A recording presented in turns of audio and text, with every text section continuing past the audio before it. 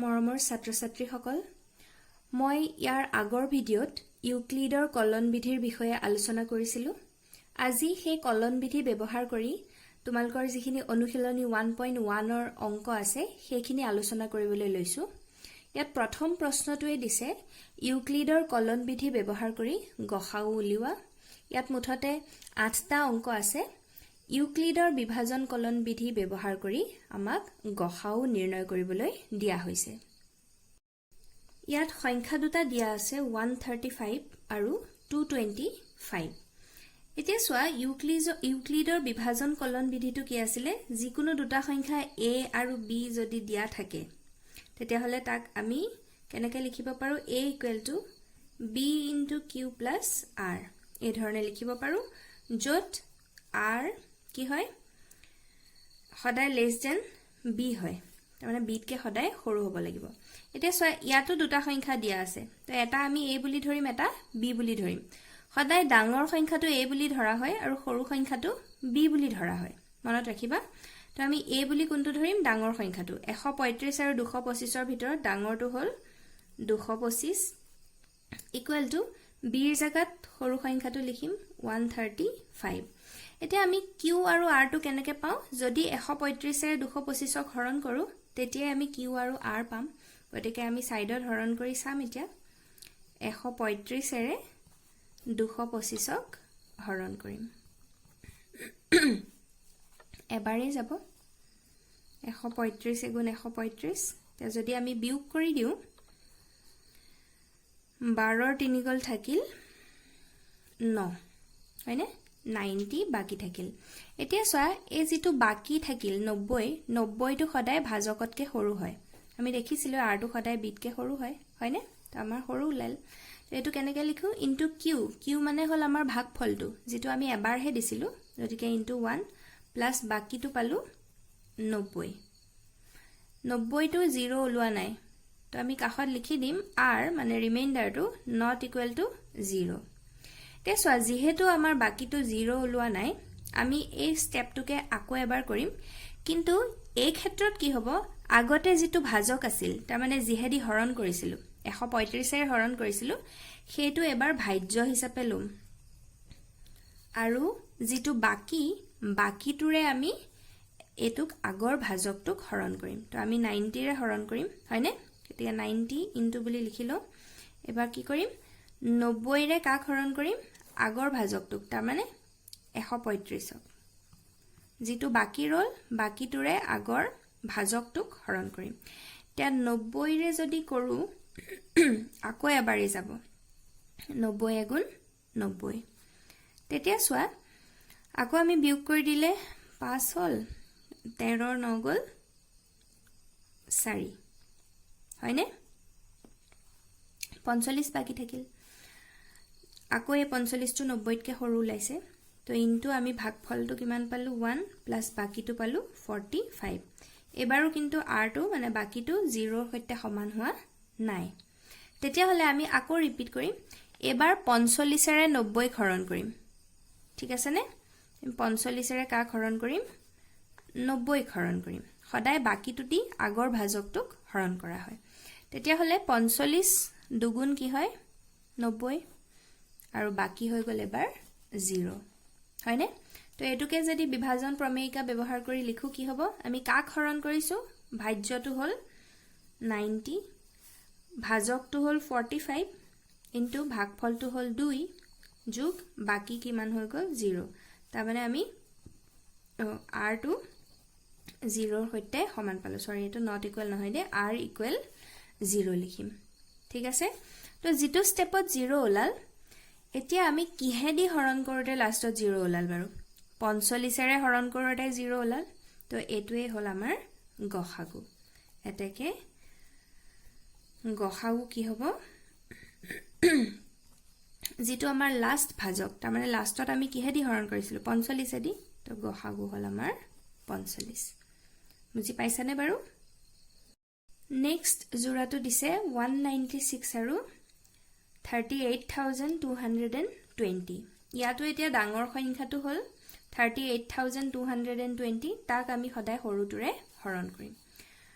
আমি চাওঁ হৰণ কৰি 196 এৰে হৰণ কৰিম 38,220 এতিয়া আমি নৰ্মেল হৰণ কৰিলে হ'ল প্ৰথম সাম এবাৰ যাব 196 হ'ল বিয়োগ কৰিলে 12 ৰ 6 গল 6 ইয়াত থাকিব 7 17 ৰ 9 গল থাকিল 8 আৰু ইয়াত 2 ৰ 1 গল থাকিল 1 হয়নে 186 তেৰ হলে নেক্সট 2 টো নামি আহিব এবাৰ কেবাৰ যাব বাৰু 9 বাৰ দিলে 196 9 গুণ 1764 হয় তো ইয়াক বিয়োগ কৰিলে 12 ৰ 4 গল 8 5 থাকিল 15 ৰ 6 গল থাকিল 9 98 থাকিব তাৰ পিছত 0 নামি আহিব এবাৰ 5 বাৰ দিও 5 6 গুণ 30 ৰ 0 উকলিল 3 9 5 গুণ 45 3 হল 48 4 উকলিব 9 গুণ 9 4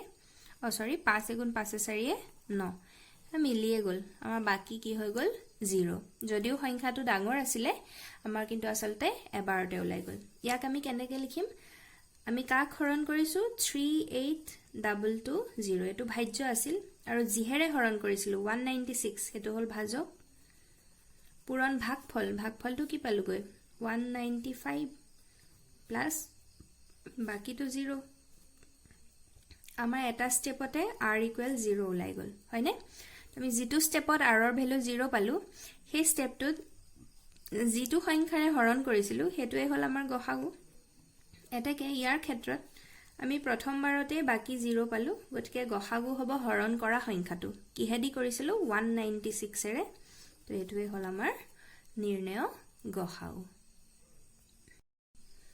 নেক্সট সংখ্যাৰ জোড়াটো হল 867 আৰু 255 তো ইয়াত ডাঙৰটো হল 867 তাক আমি 255 এৰে হৰণ কৰিম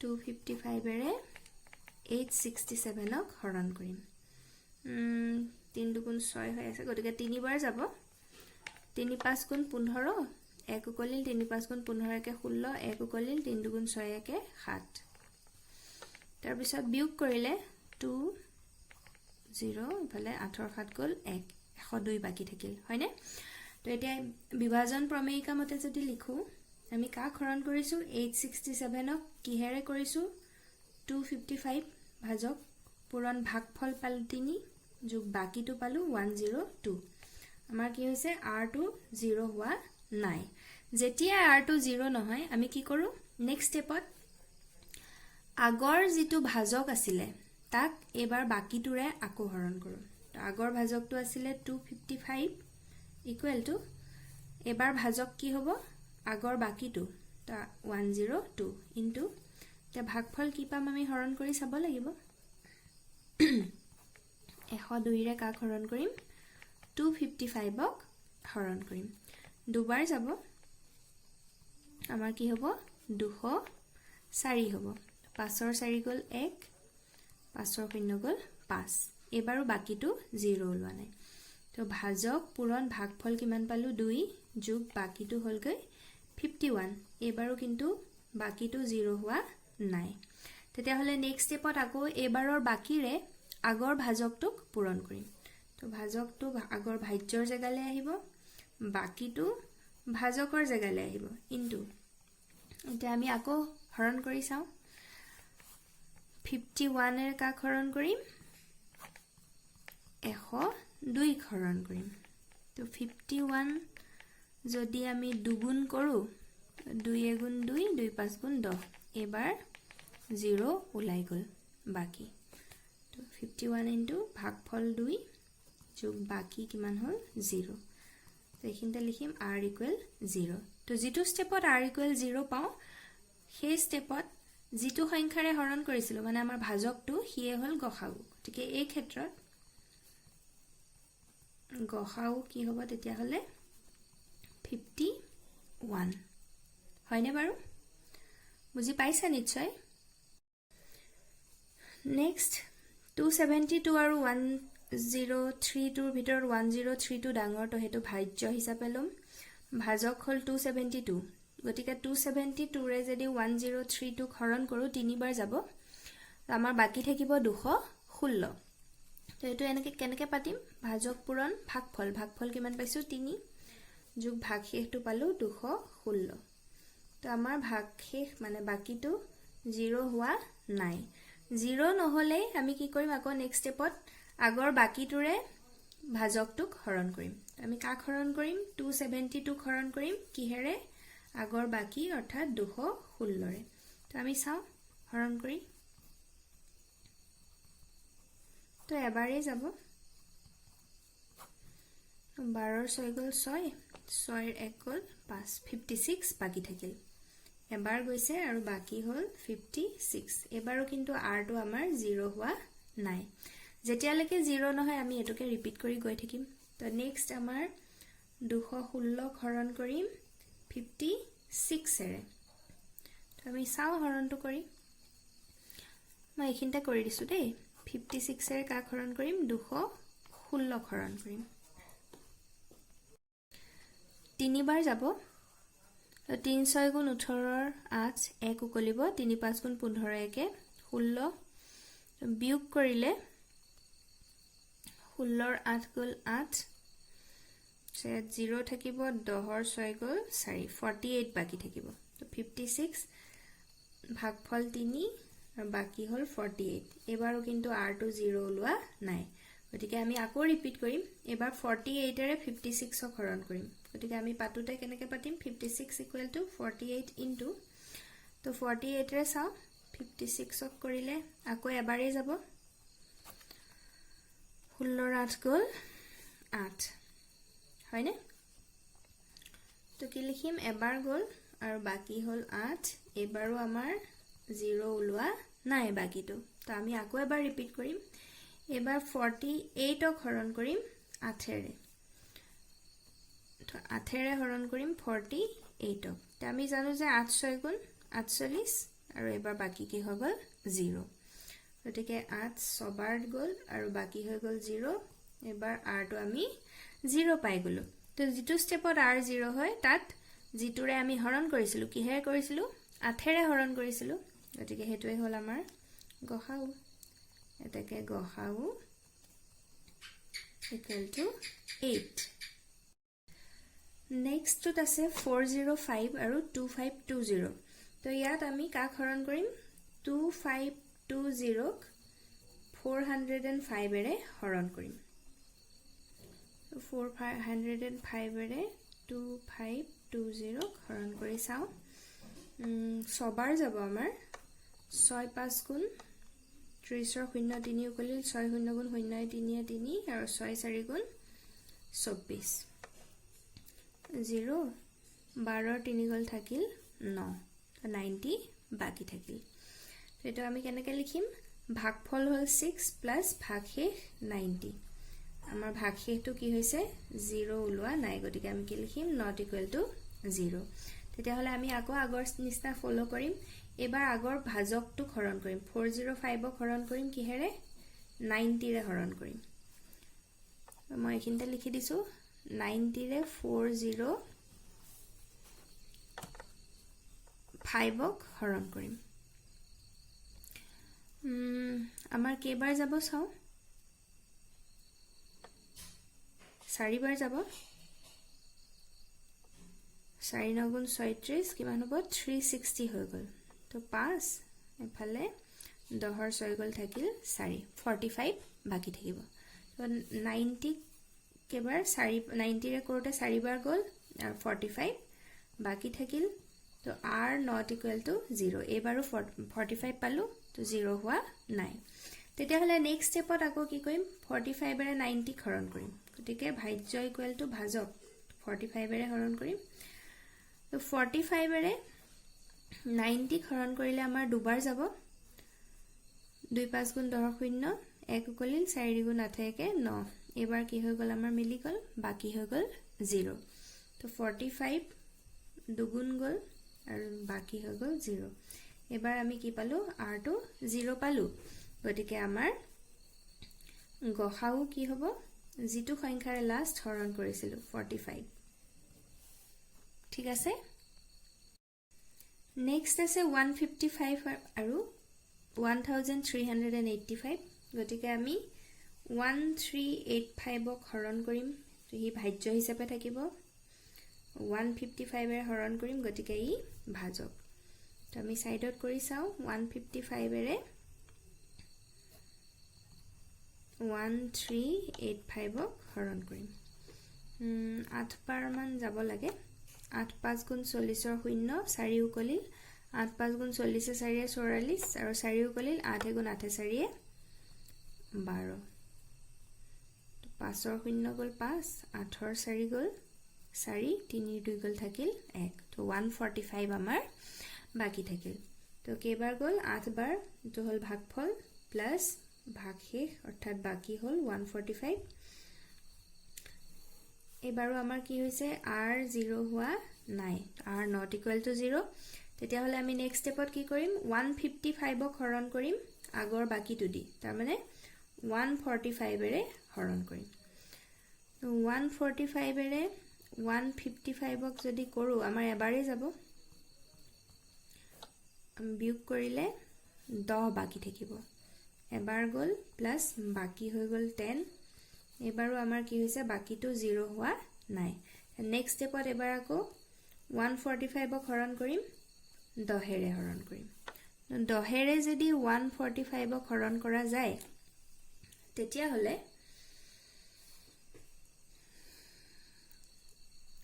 প্ৰথম 10 গুণ 10 হ'ল, তাৰপিছত 45, 10 4 গুণ 40, তো আমাৰ 5 বাকি থাকিল, হয়নে? তো আমি কি লিখিম? 14 বাৰ গৈছে প্লাছ বাকিটো হ'ল 5। তো r not equal to 0 এইটো ষ্টেপতো, কাৰণ rটো 5হে ওলাইছে। তো এবাৰ লাষ্ট, তেতিয়াহ'লে কি কৰিম? 5ৰে আকৌ 10ক হৰণ কৰিম, গতিকে 10 equal to 5 into, তো আমি মুখতে কৰিব পাৰোঁ 5 দুগুণ 10 মিলি আছে, হয়নে? তো 5 দুগুণ 10 হ'ব, মিলি গ'লে বাকি হৈ গ'ল 0।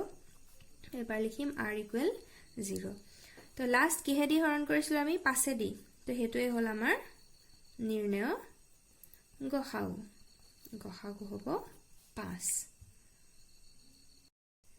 নেক্সট আছে 384 আৰু 1296। গতিকে আমি ডাঙৰ সংখ্যাটোক হৰণ কৰিম 384 এৰে। আমি চাওঁ 384 এৰে 1296ক হৰণ কৰিম।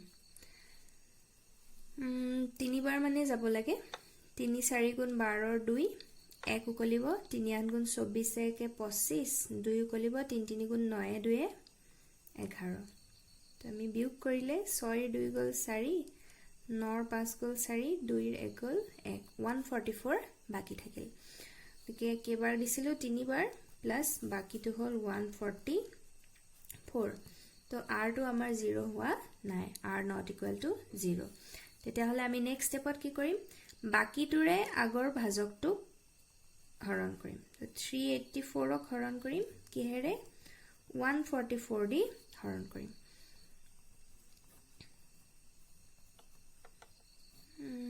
দুবাৰ দি চাওঁ।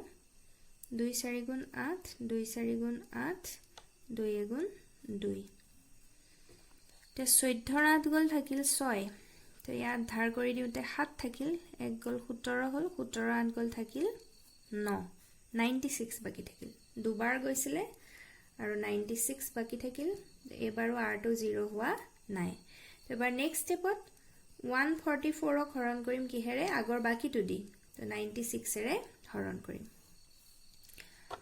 তো 96ৰে যদি 144ক হৰণ কৰোঁ, এবাৰেই যাব 96। তো বিয়োগ কৰিলে 14ৰ 6 গ'ল থাকিল 8, ইয়াত হ'ব 13, 13ৰ 9 গ'ল থাকিল 4, 48 বাকি থাকিল। তো এবাৰ গ'ল, বাকি হ'ল 48। এইবাৰো আমাৰ r not equal to 0। তো আমি আকৌ ৰিপিট কৰিম। তো এবাৰ আকৌ আগৰ ভাজকটোক বাকিৰে হৰণ কৰিম 48ৰে। তো চাওঁ 48ৰে কি কৰিম? 96ক হৰণ কৰিম। দুবাৰ যাব। 2 8 গুণ 16ৰ 6 উকলিলে 2 4 গুণ 8 1 9। এবাৰ কি হ'ল? বাকি 0। তো 48ৰে দুবাৰ গ'ল আৰু বাকি হৈ গ'ল 0। তো rটো 0 হৈছে। তো এটাকে গসাগু কি পাম যিটো সংখ্যাৰে হৰণ কৰিছিল তো এবাৰ আমাৰ কিহেৰে হৰণ কৰিছিল 48 এৰে তো গসাগু হল 48 ঠিক আছে লাষ্ট অংক 1848 আৰু 4058 এবাৰ 4058 টো যেহেতু ডাঙৰ তাক আমি 1848 এৰে হৰণ কৰিম সাইডত কৰি চাও 1848 এৰে কাক হৰণ কৰিম 4058 ক হৰণ কৰিম দুবাৰ মান যাব লাগে দি চাও 2 8 গুণ 16 6 1 উকলিল 4 দুগুণ 8 কে 9 8 দুগুণ 16 6 আকৌ 1 উকলিল 2 গুণ 2 কে 3 বিয়োগ কৰিলে 8 6 গল 2 ধাৰ কৰি আনিলে হ'ব 15 15 9 গল থাকিল 6 ইয়াত এক যেহেতু ধাৰ কৰিছিলো 9 থাকিব 9 6 গল থাকিল 3 তো আমাৰ দুবাৰ গল আৰু বাকি কিমান থাকিল 362 তো আমাৰ কি হৈছে r not equal to 0 বাকিটো 0 হোৱা নাই তো আমি কি কৰিম আকৌ এবাৰ আগৰ ভাজকটো যিহেৰে হৰণ কৰিছিলো 1848 তাক এবাৰ বাকিৰে হৰণ কৰিম 362 ৰে হৰণ কৰিম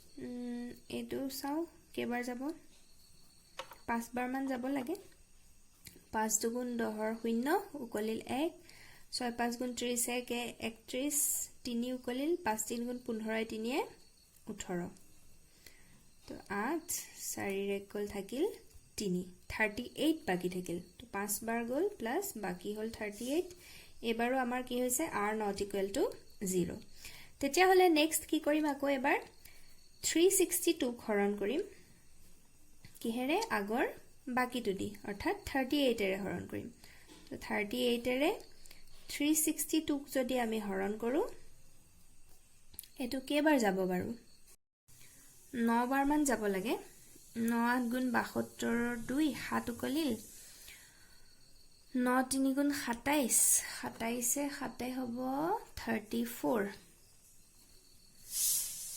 0 6 4 গল থাকিল 2 20 বাকি থাকিল 9 বাৰ গল প্লাস বাকি হল 20 তো এবাৰো বাকিটো আমাৰ 0 হোৱা নাই তেলে আকৌ নেক্সট কি কৰিম এবাৰ আগৰ ভাজকটো হৰণ কৰিম বাকিৰে বাকি এবাৰ 20 তো 20 ৰে কাক হৰণ কৰিম 38 ক হৰণ কৰিম আমাৰ এবাৰেই যাব বিয়োগ কৰিলে 8 18 বাকি থাকিল এবাৰ গল আৰু বাকি হৈ গল 18 তো এবাৰো কিন্তু আমাৰ r not equal to 0 তো আমি আকৌ ৰিপিট কৰিম এবাৰ আগৰ ভাজকটোক মানে 20 ক হৰণ কৰিম কিহেৰে 18 ৰে হৰণ কৰিম তো 18 ৰে যদি 20 ক হৰণ কৰো এবাৰেই যাব এবাৰ কিমান বাকি থাকিব 2 এবাৰ গল ভাগফল আৰু বাকি হৈ গল 2 এবাৰো কিন্তু r to 0 ওলোৱা নাই গতিকে আমি আকৌ ৰিপিট কৰিম এবাৰ 18 ক হৰণ কৰিম কিহেৰে 2 ৰে